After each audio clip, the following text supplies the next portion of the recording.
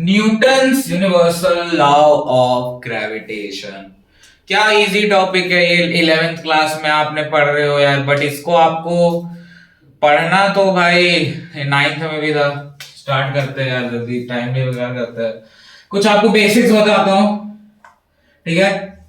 कुछ बेसिक्स बताता हूँ, उसके बाद फिर स्टार्ट करते हैं। तो देखो, Newton's universal law of gravitation. तो भाई न्यूटन साहब आपको पता है, सेब सेब टूटा सर पे गिरा फलाना ठिकाना नहीं बताऊंगा, वो सब Newton's universal law of gravitation सबसे पहले बताऊंगा। न्यूटन ने देखा, क्या देखा उन्होंने, क्या देखा, व्हाट फोर्स जो होता है वो डायरेक्टली प्रोपोर्शनल होता है m1 से m2 से। यानी फोर्स जो होता है आपका वो डायरेक्टली प्रोपोर्शनल होता है दो मासेस से।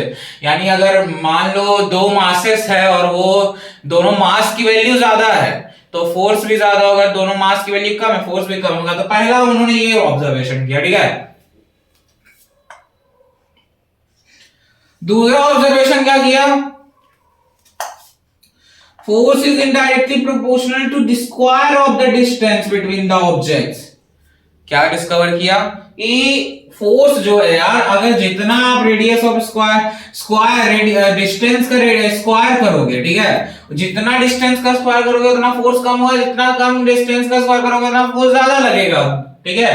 तो इनको जो है, इन दोनों इक्वेशंस को, इक्वेशन 1 और इक्वेशन 2 को फ्रॉम इक्वेशन 1 एंड इक्वेशन 2 उन्होंने क्या डिस्कस किया, उन्होंने क्या बताया कि F is directly proportional to m1 m2 by 1 by m1 m2 into 1 by r square, ठीक है। अब आपको 9th से ही पता है कि अगर आपको प्रोपोर्शनैलिटी का साइन हटाना है तो आपको एक कांस्टेंट डालना पड़ेगा, आपको एक कांस्टेंट डालना पड़ेगा। तो उन्होंने यही कांस्टेंट डाला, क्या, F is equal to G m1 m2 by r square. अब G क्या आया यहां पे, G आया ग्रेविटेशन फोर्स, ग्रेविटेशनल फोर्स, ठीक है। अब इसके हम यूनिट वगैरह सब कुछ पता करेंगे, सब इसमें हम पता करेंगे, आओ पता करते हैं यार। सो आप पहले तो लिख सकते हो, Newton's universal law of gravitation is that force is directly proportional to masses of two objects and is directly proportional to 1 by r square। अगर आप ये लिख दोगे तो कोई एक टीचर आपका कोई एक मार्क्स भी नहीं काट पाएगा, समझे। अब देखो, G के डायमेंशंस के बारे में बात करते हैं, करा जाए बात, चलो यार। G क्या होगा यार, अगर हम G को इस तरफ लाएंगे, लेफ्ट हैंड साइड में लाएंगे तो छोड़ो यार, आपको बस जो है ना G को एक तरफ रखना है, बाकी सबको इस तरफ लाना है, राइट। तो हम लिख सकते हैं F R square is equal to G m1 m2, F R square by m1 m2 is equal to G।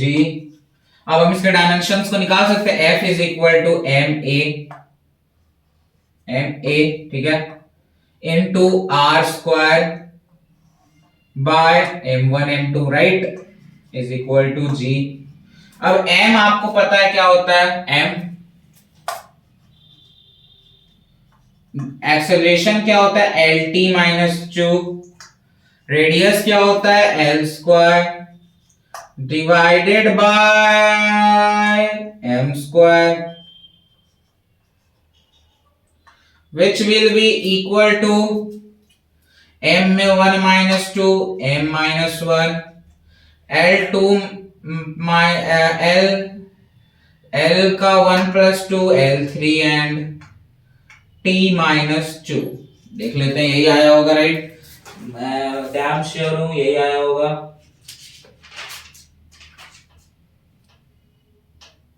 कहां गया कहां गया कहां गया कहां गया,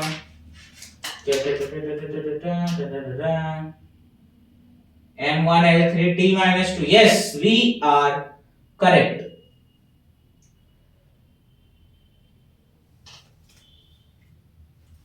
यही आया है आपका। So this is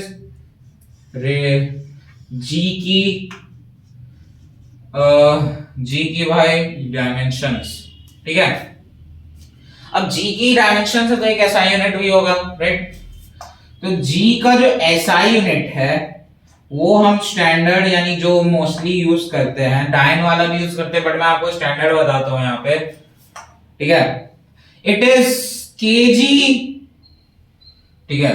sorry sorry sorry very very sorry, newton metre square, newton metre square per KG square, या न्यूटन मीटर स्क्वायर kg-2, ये है आपका ऐसा यूनिट। और बाकी इसके बाद एक बेसिक्स आपको बताते हैं, थोड़ा सा ये हो गया, देख लेना यार, सॉरी फॉर दिस। और आप बाकी न्यूटन लॉ ऑफ ग्रेविटेशन अपने से लिख लोगे। अब आपको एक चीज बता देते हैं, आपका जो radius of orbit of earth है, radius of orbit of earth is equal to 3.84 into 10 to the power 8 है। ये आपको पहली चीज याद रखनी है, 3.84 इंटू 10 टू दावर 8।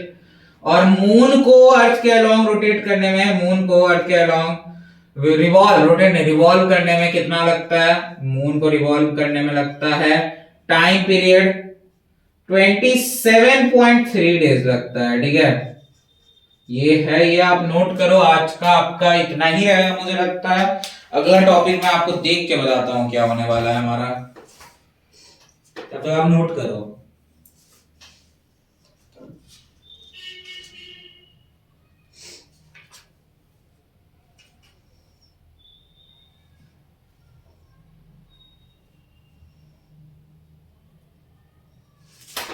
नोट कर लिया? तो अब अपन अगला हेडिंग लगा लो,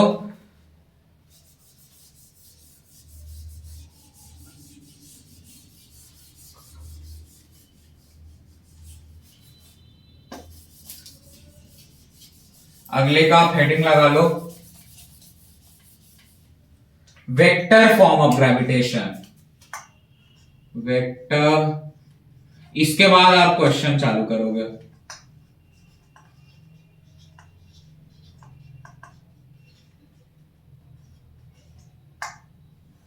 ये आप हेडिंग लगा लो, ये आपका अगला टॉपिक।